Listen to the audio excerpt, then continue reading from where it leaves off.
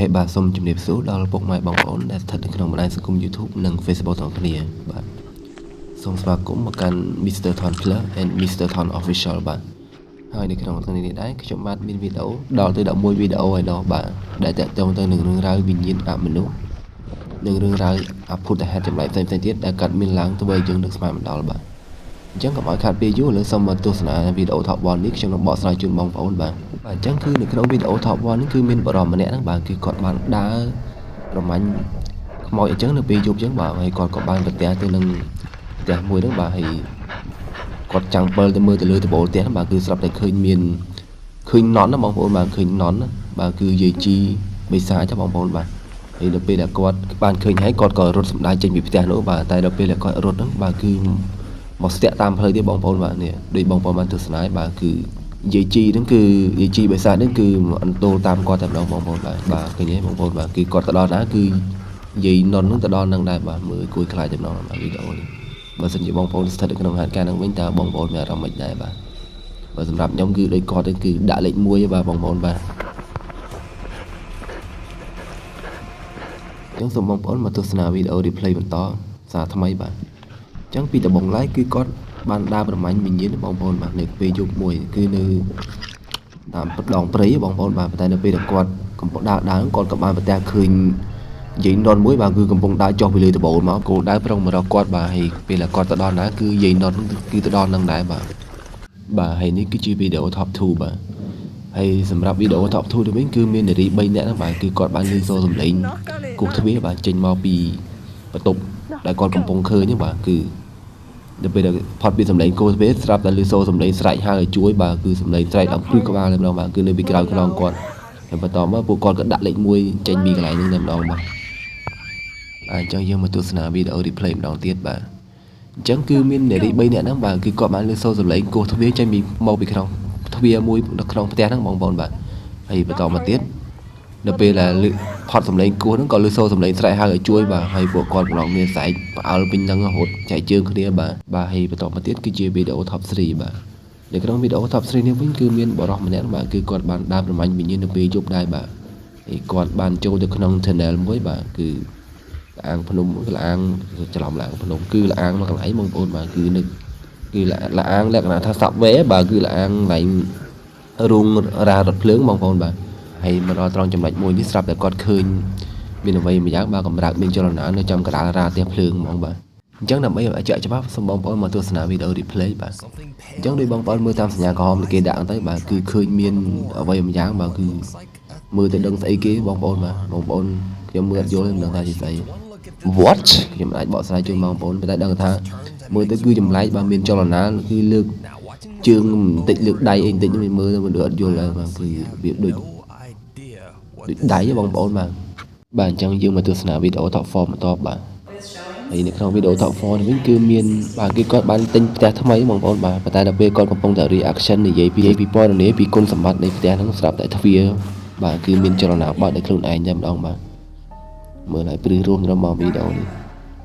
បាទហ្នឹងហើយដោយបងប្អូនបានទស្សនាបាទគឺកម្រើកមានចលនាដោយខ្លួនឯងតែម្ដងបាទហើយបន្តមកទៀតគាត់ក៏បានដើរចូលទៅចិត្តពិនិត្យមើលទ្វារហ្នឹងបងប្អូនបាទមើលត្រង់ចំណុចត្រង់តិចទ្វារត្រង់អីចឹងមើលថាគ្មានកន្លែងណាដែលថាត្រូវប្រើអូតូប្រើអីបងប្អូនបាទគឺទ្វារគឺបើកដោយដៃទេតែហេតុអីក៏មានចលនាបាទហើយបន្តមកទៀតគឺគាត់បានឮសូរសំឡេងបោកប្រាស់បងប្អូនសំឡេងដូចសំឡេងបោកនៃអាកាសចឹងបោកនៃអាកាសប៉ោលចឹងហើយគាត់ក៏ដើរចូលទៅចិត្តហើយគាត់និយាយថាគាត់មិនបានខ្លាចទេបាទអញ្ចឹងបន្តិចទៀតនេះគឺខ្លាចបងប្អូននឹងដឹងហើយបាទបងប្អូនឮអត់បាទគឺសំឡេងកណ្ដឹងនាฬิកាបងប្អូនបាទគឺរោឡើងបាទបងប្អូនអញ្ចឹងយើងមកទស្សនាវីដេអូ replay ម្ដងទៀតបាទអញ្ចឹងពីដំបូងឡើយអ៊ំស្រីម្នាក់ហ្នឹងបាទគឺគាត់បាន reaction ពីផ្ទះគាត់ហ្នឹងបាទចង់និយាយថាផ្ទះគាត់ល្អអីចឹងណាហើយបន្តមកទៀតបាទទ្វារក៏លបើកមកហើយនេះអាការប៉ោលគប់មកកណ្ដាលមុខគាត់តែម្ដងបាទហើយគាត់ឃើញអញ្ចឹងគាត់ក៏លែងមានអារម្មណ៍ល្អបាទគឺគាត់ក៏រត់ចេញពីផ្ទះគាត់ហ្នឹងតែហ្មងបាទចេញទាំងយប់ហ្នឹងហ្មងបាទអញ្ចឹងយើងមកទស្សនាវីដេអូ Top 5 បន្តបាទចំណែកវីដេអូ Top 5 នេះវិញបងប្អូនសូមមើលតាមសញ្ញាក្រហមដែលគេដាក់បាទគឺពីដំបូងឡើយគឺត្រង់ចំណុចឡានហោះមួយគឺត្រង់ចំណុចហ្នឹងគឺអត់មានមនុស្សជិះទេបងប្អូនបាទហើយចាំមើលដល់ពេលបងប្អូនឃើញអត់នេះគឺអត់មានមនុស្សជិះបាទគឺចំណុចនៅត្រង់ដែលគេបង្ហាញឲ្យឃើញហ្នឹងបាទ thì đợtពេលchi bán 4-5 chúngគឺស្រាប់តែឃើញមានសមោខ្មៅនឹងអង្គុយចំចំណុចហ្នឹងបងប្អូនបាទបាទតែពីអ្នកប៉ាកូនគេហ្នឹងគឺអត់មានចាប់អារម្មណ៍អីបងប្អូនបាទគឺគិតពីថតបាទគឺសប្បាយកប់មកបាទអញ្ចឹងសូមបងប្អូនទស្សនាទៅកាន់កៅអីដែលគេដាក់សញ្ញាក្រហមបងប្អូនបាទគឺឃើញមានសមោខ្មៅបងប្អូនបាទគឺអង្គុយមើលឃើញដល់ច្បាស់ចែកហ្មងបាទវីដេអូនេះខ្ញុំមើលឲ្យឡើងព្រឹសក្បាលតែម្ដងបងប្អូនបាទប៉ុន្តែពីអ្នកប៉ាកូននេះគឺគេសប្បាយបងប្អូនបាទគឺគិតតែពីថតបង្ហាញពីភាពសប្បាយរីករាយបាទគឺគេបានចាប់អារម្មណ៍ដល់ពេលយកវីដេអូនោះយកមកមើលឆែកមើលបងប្អូនបាទមិនដឹងថាវាយ៉ាងម៉េចបាទអញ្ចឹងយើងមកទស្សនាវីដេអូ replay បាទអញ្ចឹងពីដំបូងឡើយបងប្អូនមើលតាមសញ្ញាក្រហមដែលគេដាក់ទៅគឺអត់មានឃើញមនុស្សមានសមោលឬមានមនុស្សជីអីបងប្អូនបាទតែដល់ពេលបានជីបានពីបិជុំថតមួយសារទៀតបាទស្រាប់តែឃើញមានសមោលខ្មៅបងប្អូនបាទនឹងអង្គុយចំត្រង់នេះបងប្អូនមើលតាមសញ្ញាព្រួយដែលគេដាក់ទៅបាទមើលហើយព្រឹកក្បាលតែម្ដងបាទអញ្ចឹងយើងចូលមកដល់វីដេអូ top 6បាទនៅក្នុងវីដេអូ top 6នេះវិញគឺមានក្មេងស្រីសិស្សសាលាហ្នឹងប្រហែលអ្នកបាទគឺគាត់បានឮស្រូរសលេងគោះទ្វារនៅបន្ទប់ទឹកមួយបងប្អូនបាទគឺនៅចំទឹកចរចហ្នឹងបន្ទប់ទឹកទី2បងប្អូនបាទហើយដល់ពេលដែលពួកគេចូលទៅពិនិត្យមើលក្នុងបន្ទប់ទឹកហ្នឹងបងប្អូនបាទគឺស្រាប់តែវាក់តែម្ដងបងប្អូនបាទគឺអើតមើលនៅជុំខាងហ្នឹងមិនទាន់ឃើញបាទពេលងាកមកចំចរចផ្នែកខាងឆ្វេងបាទគឺឃើញមានបាទក្មេងស្រីសិស្សសាលាម្នាក់បាទគឺបានស្លាប់នៅក្នុងបន្ទប់ទឹកចង់និយាយថាគឺនៅក្នុងបន្ទប់ទឹកហ្នឹងគឺមានក្មេងស្រីសិស្សសាលាម្នាក់ហ្នឹងគឺគាត់បានស្លាប់ហើយបាទប៉ុន្តែគឺអត់ដឹងថានាងគឺស្លាប់តាំងពីពេលណាមកទេបាទហើយក៏លងពួកសិស្សសាលាដែលនៅហ្នឹងទៅបងប្អូនបាទដោយបង្ហាញមុខមកឡើងស្លេកបាទភ្នែកឡើងលៀនស្លែមើលគួយខ្លាចតែម្ដងបាទនេះបងប្អូនមើលនេះបាទគឺជាក្មេងស្រីសិស្សសាលាបាទដែលបានស្លាប់នៅក្នុងបន្ទប់ទឹកហ្នឹងបងប្អូនបាទតែអត់ដឹងថានាងស្លាប់តាំងពីពេលណាទេបាទហើយគួយខ្លាចមែនទែនបាទអូខេបាទអញ្ចឹងយើងចូលមកដល់វីដេអូ top 7 បន្ទាប់បាទហើយចំណែកវីដេអូ top 7នេះវិញគឺជាការដាក់កាមេរ៉ាថតចោលបងប្អូនបាទហើយនៅត្រង់ចំណុចមួយហ្នឹងបាទគឺគេថតកូនគេដេកបាទចង់ដាក់ព្រោះថានៅក្នុងផ្ទះតែតែមានរឿងហេតុកាត់ឡើងញឹកញាប់ច្រើនដងពេកបាទអញ្ចឹងបងប្អូនសូមទស្សនាទៅកាន់ទ្វារបងប្អូនបាទគឺបិទខ្លួនឯងតែម្ដងបាទហើយសំឡេងលន់ផុងផាំងនៅពីក្រោមក្រេដេក baby ហ្នឹងបាទស្រាប់តែព្រឺក្បាលតែម្ដងបងប្អូនហើយបន្តមកទៀតក៏លេចចេញសមោលខ្មៅមកបងប្អូនបាទបន្តិចទៀតបាទអញ្ចឹងយើងមកទស្សនាវីដេអូ replay បាទបន្តបាទអញ្ចឹងបងប្អូនសូមទស្សនាទៅកាន់ទ្វារបាទហើយក៏លេចចេញសមោលខ្មៅមួយបាទគឺចេញមកបលែងជាមួយក្មេងតែម្ដងបាទនេះបងប្អូនមើលឃើញមើលហើយព្រឺក្បាលតែម្ដងបាទគឺចាប់តុក្កតាហ្នឹងបោះលេងអញ្ចឹងបាទហើយមកអង្គញ្ញាតបងប្អូនបាទគឺគេមើលនេះវីដេអូនេះគឺខ្ញុំហ៊ានធានាថាជាការពិត 99.4% បាទបងប្អូនឃើញគឺមានសមោលខ្មៅហ្នឹងគឺបោះតុក្កតាបាទហើយមកអោនមើលកូនក្មេងបាទអោនមកចាប់កូនក្មេងលេងអញ្ចឹងមកបលែងលេងណាបាទតែមើលព្រឺក្បាលបងមកហើយក៏បាត់ទៅវិញដែរបាទអញ្ចឹងយើងចូលមកដល់វីដេអូ top 8បាទនៅសល់3វីដេអូទៀតបាទតែនៅសល់2បាទប៉ុន្តែខ្ញុំ free ឲ្យមកវីដេអូទៀតបាទនៅក្នុងវីដេអូ top 8នេះគឺមានមនុស្សមួយក្រុមបាទគឺគាត់បានមកទិញ apartment មកកន្លែងបាទគឺគាត់ទិញដាច់មកមិនមែនជួលទេបងប្អូនបាទហើយក៏មិនដឹងថាពួកគាត់សែនថ្ងៃខុសឬមួយក៏ចូលមកនៅថ្ងៃខុសក៏មិនដឹងដែរបងប្អូនបាទគឺគាត់បានមកទស្សនានៅក្នុង apartment ហ្នឹងបាទគឺចូលមើលទាំងបន្ទប់តូចមើលទាំងបន្ទប់ធំបាទ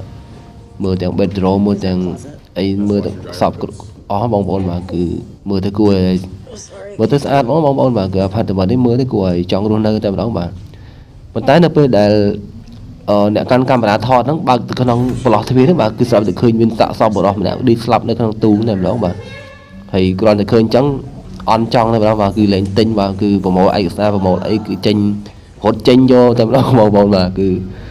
លេងនៅបងប្អូនបាទគឺនៅគ្រាន់តែឃើញបើកទូមកឃើញសាកសពបរិសម្នាក់គឺលេងនៅតែម្ដងបាទគឺបោះឯកសារចោលលេងនៅតែម្ដងឲ្យសោទ្វារឲ្យសោ apartment ហ្នឹងទៅម្ចាស់គេវិញតែម្ដងបាទអញ្ចឹងយើងមកទស្សនាវីដេអូ replay បងប្អូនបាទអញ្ចឹងដោយបងប្អូនបានឃើញបាទគឺនៅពេលដែលគាត់កាន់កាមេរ៉ាថតបែរមកក្នុងទូស្រាប់តែឃើញសាកសពបរិសម្នាក់បាទដេកស្លាប់នៅក្នុងទូនោះមើលតាមសញ្ញាក្រហមគេដាក់ទៅបាទគឺឃើញច្បាស់តែម្ដងបាទមិនថាគេមិនថាខ្ញុំបាទតែឃើញអញ្ចឹងគឺអន់ចង់ហើយបងប្អូនបាទហើយពួកគាត់ក៏ប្រមូលឯកសារប្រមូលអីចេញអស់លេងទៅបងប្អូនបាទមិនតបានមកនៅផងណាបាទអញ្ចឹងយើងចូលមកដល់វីដេអូ top 9 បាទហើយនៅក្នុងវីដេអូ top 9នេះវិញបាទគឺមានបរិសម្នាក់បាទគឺគាត់បានជួបរឿងចម្លែកម្យ៉ាងបងប្អូនបាទគឺនៅក្នុងបរិវេណនៃសន្តាគារមួយកន្លែងបងប្អូនបាទគឺ មានអ្វីម្យ៉ាងមកលោលេងជាមួយគាត់បាទប៉ុន្តែនៅពេលដែលគាត់បើកទិសអត់ឃើញទេប៉ុន្តែនៅពេលដែលគាត់ងាកកាមេរ៉ាទៅខាងឆ្វេងស្រាប់តែឃើញមានសវោមនុស្សបាទគឺដើរគឿមមួយបាទមើលគួយខ្លាចហ្មងបាទទៅពេលដែលគាត់សួរទៅគាត់ឆ្លើយដេញតាមទៅបាត់គាត់បាត់ស្មោលឈឹងតែម្ដងបាទមើលលើព្រឹកក្បាលម្ដងបាទវីដេអូនេះបើសិនជាខ្ញុំស្ថិតនៅក្នុងហេតុការណ៍ហ្នឹងវិញបាទគឺដកខ្យល់ដូចតែគាត់ដែរហ្នឹងបងប្អូនបាទនិយាយមែនចឹងដើម្បីឲ្យអស់ចម្ងល់យើងមកទស្សនាវីដេអូ replay បងប្អូនបាទអញ្ចឹងដូចបងប្អូនបានទស្សនាបាទគឺមានសម្អល់មនុស្សបងប្អូនបាទគឺដើរគឿមមួយបាទមើលទៅដូចមនុស្សចឹងតែដល់ពេលដេញតាមទៅបាត់បងប្អូនគួរចម្លែកទេបាទអញ្ចឹងយើងចូលមកដល់វីដេអូ top 10 ហើយបាទអញ្ចឹងនៅក្នុងវីដេអូ top 10 នេះវិញគឺមានបរិសម្នាក់បាទគឺគាត់បានជួបនឹងរឿងរ៉ាវចម្លែកមួយនៅក្នុងផ្ទះរបស់គាត់បាទគឺជារឿងមួយដែលយើងនឹកស្មានមិនដល់ដែរបាទគឺអាចនិយាយបានថាជារឿងមួយគួរខ្លាចដែរហ្នឹងនេះបងប្អូនមានឃើញអីហើយបាទអញ្ចឹងនៅពេលដែលគាត់ឃើញហើយបាទគឺគាត់ក៏ដកថយចេញតែម្ដងបាទប៉ុន្តែនៅពេលដែលគាត់ចូលទៅថតម្ដងទៀតគឺអត់មានឃើញអីទេបងប្អូនបាទអញ្ចឹងអំបញ្ញមិញគឺជានរណាដែលឈរពាក់មួកដែលឈរសម្ោខ្មៅពាក់មួកមិញហ្នឹងគឺជានរណាបាទនៅពេលដែលគាត់បើកភ្លើងក៏អត់ឃើញអីដែរបាទពិតជាគួរចម្លែកហ្នឹងបាទអញ្ចឹងយើងមកទស្សនាវីដេអូ replay ម្ដងទៀតបាទដើម្បីកាន់តែច្បាស់បាទអញ្ចឹងមើលតាមសញ្ញាក្រហមនេះគេដាក់មកគឺឃើញមានសម្ោមនុស្សប្រុសម្នាក់បាទដូច Undertaker បាទគឺដូចស្អែកខ្មោចហ្នឹងឈរសម្ោខ្មៅឈរពាក់មួកបាទហើយនៅពេលដែលគាត់បើកភ្លើងមើលទៅគឺអត់មានឃើញអីទេបាទគឺបាត់តែម្ដងបាទគឺសម្ោហ្នឹងគឺមិនដឹងណាបាត់បងប្អូននេះមុននឹងក្រោយពេលដែលគាត់ថតបាទគឺនេះគឺ before បាទគឺគាត់មុនពេលគាត់ថតបាទអញ្ចឹងគឺមានឃើញមានសម្ោបរោះម្នាក់បាទអញ្ចឹងយើងមកទស្សនាវីដេអូ top 11បាទដែលជាវីដេអូបញ្ចប់បាទហើយក៏ជាវីដេអូដែលខ្ញុំ free ជូនបងប្អូនមួយដែរបាទប៉ុន្តែវីដេអូនេះគឺមើលហើយគួរខ្លាចតែម្ដងបងប្អូនបាទសូមបងប្អូនទស្សនាឲ្យកាន់ឲ្យដល់ចប់បងប្អូនបាទគឺពិតជាគួរព្រឹកមានវីដេអូនេះគួរខ្លាចជាងគេតែម្ដងបាទហើយខ្ញុំមានសន្និដ្ឋានថាវីដេអូហ្នឹងគឺជាការពិត 99.9% បាទអញ្ចឹងសូមបងប្អូនមើលតាមសញ្ញាប្រូនីគេដាក់ទៅបាទគឺឃើញបាល់បងប្អូនបាទគឺដូចមានវិណាទាត់លេងអញ្ចឹងបងប្អូនបាទគឺវាមានចលនាដោយខ្លួនឯងមកដូចមានវិណាទាត់ហ្នឹងបាទតែអត់មានឃើញអីទេបាទហើយនៅត្រង់ចរន្តនេះវិញគឺបបប្រាក់ក្ដួងក្ដាំងណូតបាទគឺធ្វើឲ្យគាត់មានអារម្មណ៍ភ័យខ្លាចតែម្ដងបងប្អូនបាទប៉ុន្តែលក្ខណៈថាគាត់ខ្លាចប៉ុន្តែខ្លាចហ៊ានបាទអញ្ចឹងគឺគាត់ដើម្បីបានវីដេអូហ្នឹងយកទៅចែកជូន fan របស់គាត់បាទគឺគាត់ហ៊ានប្រឈមមុខជាមួយនឹងហេតុការណ៍បែបហ្នឹងបាទបើសិនជាខ្ញុំវិញគឺប្រហែលស្លាប់បាត់ហើយបាទគឺនៅក្នុងហេតុការណ៍ហ្នឹងបាទគឺគាត់មកពិនិត្យមើលបាល់ហ្នឹងបាទគឺទាត់បាទបន្តមកទៀតពេលដែលទាត់បាល់ហ្នឹងហើយគឺចាប់ផ្ដើមបងប្អូនបាទចាប់ផ្ដើមកោហ្មងទេនេះទេនោះវត្តរបៀបដូចខឹងយើងចឹងបាទគឺទាត់បាល់នេះបងប្អូនមើលគួរខ្លាចតែបងបាទហ្នឹងគ្រាន់តែបោកប៉ុណ្ណឹងបងប្អូនមួយមើលបន្តិចទៀតនៅត្រង់ប្អួយបងប្អូនបាទគឺទាញទម្លាក់យកតែម្ដងបងប្អូនបាទសុំប្អួយទាញទម្លាក់មកក្រោមចូលបងប្អូនមើលគួយខ្លាចតែម្ដងបាទហើយមិនមែនម្ដងបងប្អូនទាញយកហ្មងបាទមើលបងប្អូនគប់មកហ្មងគប់មកមុខយើងហ្មងបងប្អូនបាទយើងមើលព្រឹកក្បាលគួយខ្លាចតែម្ដងបាទគាត់ក៏រត់ចេញបាទសំដៅទៅបន្ទប់មួយទៀតបាទហើយនៅពេលដែលគាត់ទៅដល់បន្ទប់មួយទៀតហ្នឹងបាទគឺរត់តែគួយខ្លាចជាងក្នុងបន្ទប់នេះមិញទេហ្នឹងបាទគឺនៅក្នុងការចំណាំងផ្លាត់នៅក្នុងកញ្ចក់បងប្អូនបាទគឺគាត់បានឃើញសម្ោលនៅពីក្រោយគាត់បងប្អូនបាទសូមមើលតាមសញ្ញាប្រូនីគេដាក់ទៅបាទគឺឃើញមានសម្ោលឈរនៅពីក្រោយគាត់បងប្អូនបាទនៅក្នុងកញ្ចក់បាទនៅពេលដែលចំណាំងផ្លាត់តែនៅពេលដែលគាត់ងាកមកក្រោយវិញមើលតាមកាមេរ៉ាទូរស័ព្ទវិញគឺអត់ឃើញទេបងប្អូនបាទអញ្ចឹងនៅក្នុងចំណាំងផ្លាត់កញ្ចក់គឺឃើញមានសម្ោលខ្មៅឈរនៅពីក្រោយគាត់ប៉ុន្តែនៅក្នុងកាមេរ៉ាទូរស័ព្ទភ្នែកខាងក្រៅសអញ្ចឹងវិញគឺអត់ឃើញទេបងប្អូនបាទឃើញទេអញ្ចឹងគឺនេះគឺបញ្ជាក់ថាមានគេលងគាត់ 100% បាទគឺមានគេកោគាត់ 100% តែម្ដងបាទមើលលើគួយខ្លាចតែបងប្អូនបាទមើលតាមសញ្ញាប្រូនីគេដាក់បាទអញ្ចឹងបរិបម្នាក់គាត់កំពុងតែប្រឈមមុខបាទគឺគាត់ភ័យខ្លាចឡើងស្រែកយំតែម្ដងបងប្អូនបាទប៉ុន្តែភ័យខ្លាចក៏មិនដឹងត្រូវធ្វើម៉េចបងប្អូនបាទព្រោះនឹងគឺជាកាតព្វកិច្ចរបស់គាត់ណាបងប្អូនបាទគឺគាត់ទៅមើលគឺថាគាត់តម្រូវខ្លួនគាត់មកជួបមកត្រូវប្រឈមមុខជាមួយនឹងហេតុការណ៍បែបហ្នឹងបាទគឺដើម្បីយកវីដេអូហ្នឹងគឺចែកជូនទៅកាន់ fan គាត់នៅក្នុង YouTube ទស្សនាបាទអញ្ចឹងគាត់សុខចិត្តប្រឈមមុខស្រែកយំផងអីផងបាទមើលដូចគួរខ្លាចទេបងប្អូនបាទគួរខ្លាចទេមើលបងប្អូនបាទ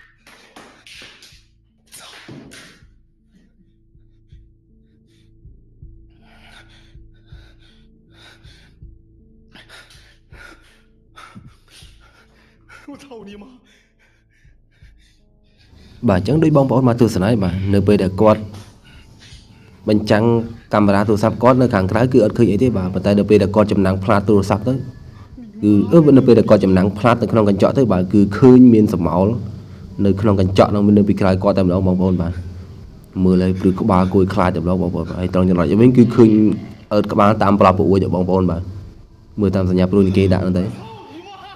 បាទអើតកតាមប្រួយមធ្យមមានងុំបដួលទូដូចទៀតបងប្អូនបាទមើលគួយខ្លាចហ្មងបាទបើសិនខ្ញុំគ្មានបាននៅឈរស្រែកដូចគាត់អញ្ចឹងបាទគឺស្លាប់បាត់ហើយនិយាយមែនបាទអញ្ចឹងនៅពេលដែលបងប្អូនកំពុងតែទស្សនាវីដេអូហ្នឹងបងប្អូនបាទអញ្ចឹងបងប្អូនកុំភ្លេចងាកមើលក្រោយផងបាទប្រយ័ត្នមានពីណាគេមកឈរលើពីក្រោយខ្នងបងប្អូនដូចបរោះម្នាក់ហ្នឹងដែរបាទអូខេបាទនិយាយលេងទេប្រយ័ត្នមានមែនតែនអីបាសសក់ជ្រងបាទអញ្ចឹងយើងមកទស្សនាវីដេអូ replay បាទ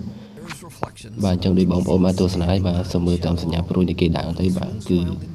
ឃើញមានសម្ោលខ្មៅនៅឈរលើពីក្រៅគាត់នៅពេលដែលគាត់ចំណាំងផ្លាត់កញ្ចក់បាទតែនៅពេលដែលបែរមើលកាមេរ៉ាទៅគឺមិនឃើញអីទេបាទអញ្ចឹងនៅពេលដែលវិញ្ញាណហ្នឹងមកកោគាត់ណាបងប្អូនបាទគឺធ្វើឲ្យគាត់អន់ចង់ហ្មងគឺធ្វើឲ្យគាត់ខ្លាចតែម្ដងបងប្អូនបាទអញ្ចឹងប៉ុន្តែគាត់សុខចិត្តប្រឈមមុខនឹងហេតុការណ៍បែបហ្នឹងបងប្អូនបាទដើម្បីបានវីដេអូចែកជូន fan គាត់បាទបាទអញ្ចឹងគ្រប់វីដេអូទាំងអស់សូមបងប្អូនទស្សនាដោយការប្រើវិចារណញ្ញាណបាទព្រោះអាចថាមានវីដេអូខ្លះវាគឺជាការពិតចំណែកវីដេអូខ្លះទៀតគឺវាគ្រាន់តែជាការប្រឌិត